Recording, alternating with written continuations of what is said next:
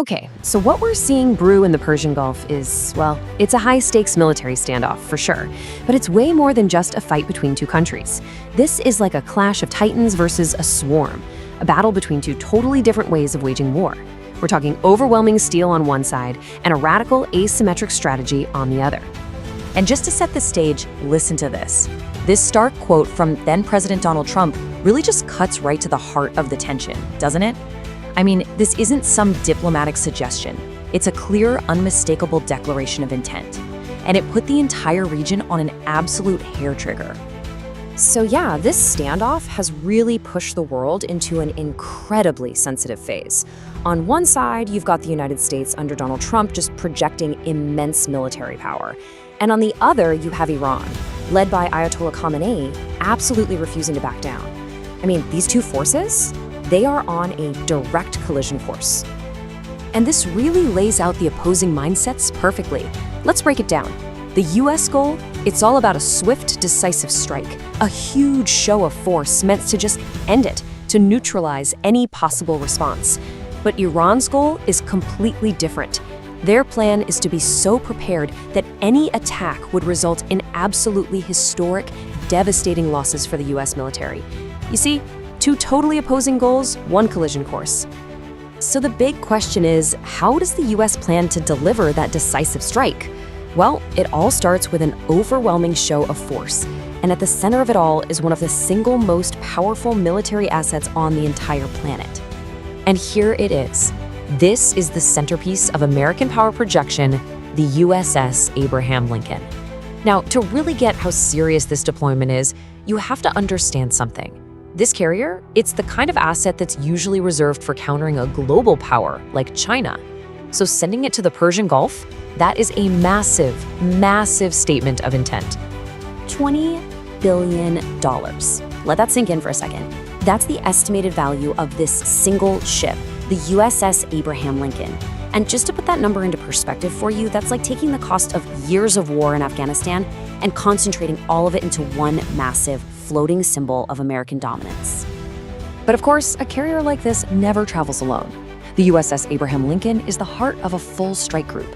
So it's surrounded by guided missile destroyers, support vessels, you name it. And they're all there for one primary reason: to protect this $20 billion asset as it sails into the CENTCOM area of operations to project that overwhelming force. All right, so that's the American side. But what about Iran? How do you even begin to counter this immense display of power? Well, they know they can't go toe-to-toe, right? They can't match the US dollar for dollar or ship for ship. So they've developed something completely different. An asymmetric strategy that's actually designed to turn America's greatest strength into its biggest vulnerability. And the core of that strategy is something called a swarm attack. The best way to think about it is like a swarm of mosquitoes. You know, a super advanced, state-of-the-art defense system can easily swat one or two, no problem. But what happens when hundreds, maybe even thousands, of low-cost, coordinated drones and fast attack boats come at you from every direction, all at once? The system just gets overwhelmed. It hits a saturation point where trying to intercept every single one becomes literally impossible. So you see, the difference in military philosophy here is just stark. The US strategy is all about these super high-cost, technologically superior assets. Iran's strategy, it's built on low-cost, numerous assets, all designed for saturation. Iran isn't looking for one big, decisive knockout punch. No, their goal is to inflict such costly and demoralizing damage that it actually cripples the will of a superpower to fight. And that brings us right to the climax of this whole standoff. Every part of Iran's strategy, the swarm tactics, the coordinated attacks, it's all focused on one ultimate prize, that single $20 billion target, the USS Abraham Lincoln. And this really is the central question of the entire conflict. Could they do it? Because it's not just about losing a ship, as devastating as that would be. It's about the symbolic blow. If Iran could actually manage to damage, or even worse, sink this carrier, it wouldn't just be a military loss. It would be a historic shot right through America's image of invincibility.